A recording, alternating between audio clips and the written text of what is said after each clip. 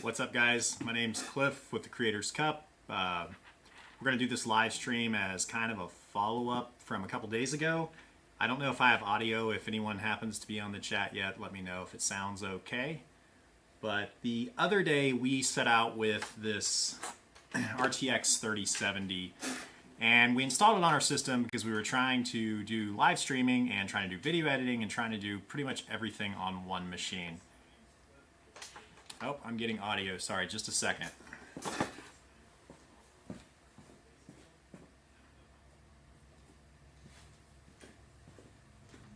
There, we're getting a little bit of an echo. So the sound works, that's good. Eat more possum, what's up? Great, thank you. Thanks for the feedback. So, anyway, this graphics card, we actually kind of got it by accident. We had the 5700, which is a AMD graphics card, and AMD and Adobe Premiere do not work well together. So it was actually causing a lot of issues and crashing, so we went and traded it in at Micro Center, and it just so happened they got a shipment of these in. I know there's a lot of hype around these right now for gaming, but they're actually pretty sweet for video editing too. And it was almost a straight up trade, so that worked out. The issue that we had yesterday while we were, or the day before yesterday I should say, while we were streaming, the computer kept crashing. And we've been trying to figure out for the last couple days why. We think it was a combination of a few things. One, of course, the old AMD system was there, so we had to get a, what do they call that? DDU. It's an uninstaller to remove all of the old graphics card, you know, just the remnants and all the stuff that's left with that. By running that program, it actually cleaned the entire computer out, and we reinstalled all the software for this graphics card. And we also did a clean install without any of the extra junk that they add, because there's a lot of stuff in there that will conflict for our purposes with things like OBS and other streaming software. So that clean install seemed to make a difference. If this stream crashes today, well, you'll know I'm wrong. I'll come right back if it does. But yeah, so far, it looks like it's working. We've been testing for about a day and a half now without really any issues. One of the other things we had to do, and it's something I wanted to bring up in this, settings for OBS when you're streaming, you know, on like an Atem Mini with a multicam system. So right now we are using two cameras. You can see the Atem Mini down here.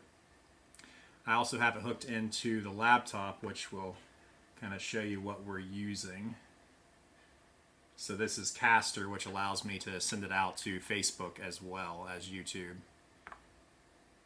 But when you're using an Atem Mini and not just a capture card like the Elgato systems for OBS or any of those other programs to do like gaming, you need a system and you need settings that are more specific to that.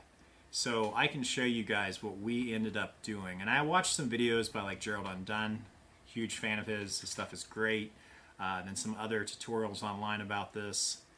So let's go. I'm going to switch over here to the images of what we did. I think you'll still be able to hear me okay. So on these images, I'll switch so I can actually see this. A couple things we had to do. The color format, I've heard a lot of people talk about using RGB. RGB would work if we're trying to show this on other computer screens that are running like 10-bit. You know, this NV12 seems to work just fine. I believe that's a 420 or like an 8-bit color system. So the NV12 is enough. You don't really need to run an RGB, and that can also cause some issues sometimes. So that's, you know, possibly a place to check if you're having problems. So color space, just Rec 709. Color range, this is huge. So in color range, we wanted to do partial. And I don't know that you can see what I'm actually hovering over here, but it's about towards the top of the screen where it says color range. You want partial because with partial, it's going to show, let me pull back here. When you go from, there's partial and full. Full gives you the full color range. And I guess the best way to try to describe this, if I use a color card. So imagine your full contrast or your full color range on this color card. You have white all the way to black. Okay, full is going to show everything. Now, you've probably heard about like broadcast colors or TV color, and what that's talking about is the range that is safe for broadcast or for TVs. And that's kind of an old school thing, but it seems to be a little more common now. Like people are actually using it still in TVs. Like your computer doesn't do broadcast range, right, when you're watching this online. But if you're watching it in your house, and I believe on a lot of cell phones, probably all cell phones actually, and YouTube especially with their compression, it's going to be in broadcast range. So basically, a simple version of what that is you're not getting these last little bit of whites and these last little bit of blacks. Now that's on a 256 range, so it's the last, we'll say 10 on each end of that. So that's if you're going full color, you're trying to display all that. But that means all of that's going to crush. So things like this palette over here that we have stained really dark might actually just almost look solid black if I put it in full, or at least shadows that are really close to that. Now by changing that to partial, it kind of compresses it down to something that it can actually see. Full would be higher quality and would give you more dynamic range, but when you're streaming, you don't want to use that. So what we found is that we wanted to do this partial up here. Now the other thing that we did was went into the video settings. Now bitrate for us, we wanted it to be in full HD, so 1920 by 1080. The bitrate's the big one. We can run, I think, at about 4,000 kilobits per second. 2,500 I think is enough. I mean, you guys can be the judge of it if you have a good connection. You can tell me if the quality looks pretty good right now or not.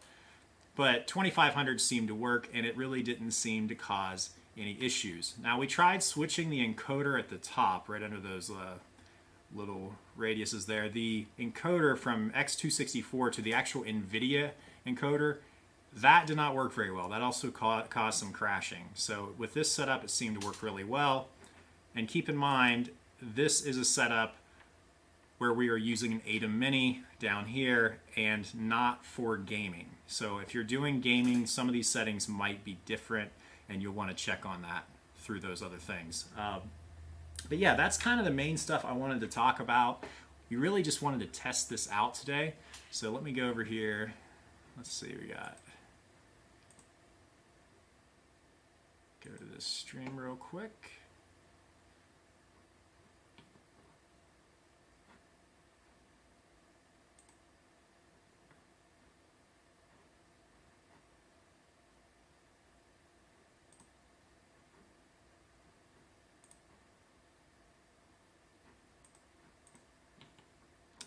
All right, so I'm just trying to get everything up to live here so I can make sure I'm seeing everything. So yeah, that's the main thing we wanted to go over. The other day we were doing like a studio tour, just a Q&A and some things like that. Today was just kind of a follow-up on that. It wasn't meant to be anything too serious, but if you guys do have any questions, you know, feel free. If I think there's one or two of you on there, not very many, but if you have any questions, feel free to drop them in the chat now or comment later. We can address that stuff at a later live stream as well.